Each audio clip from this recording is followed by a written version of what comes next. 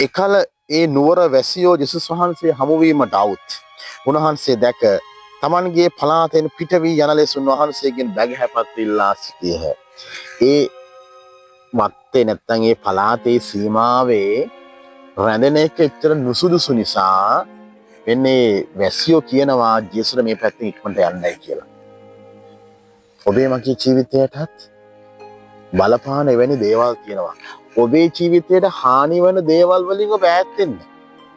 අර අපි සරල කතන්දරයක් කියන එක කියන්න හොඳක් නැහැ. අහ කියන නයි ඇඟේ දාගන්න එපා කියන්නේ. අහ කියන වෘකයන්ට අතවනන්න එපා. අහ කියන හිවලන්ට ඇවිල්ලා කන්න දෙන්න කියන්න එපා. උන්ට කෙලෙහි ගුණයක් නැහැ. සර්පයෙකුට කිරිපෙව්වයි කියලා මතක තියාගන්න ඊළඟ දවසේ සර්පයා හම්බුනායි කියලා හව්වාහියෝ වටායු ඩින්සර් කියලා හන්නේ. දෂ්ට කරන එක දෂ්ට කරනවා. ගෝනුසර පාන් කැල්ලක් දුන්නයි කියලා ඊළඟ දවසේ උ දෂ්ට නොකර ඉන්නේ නැහැ. ප්‍රවේශම් වෙන්නේ. එවැනි විෂගෝර ඔබට අයහපතක් කරන තැන් වලින් ඔබ ඈත් වෙන්න.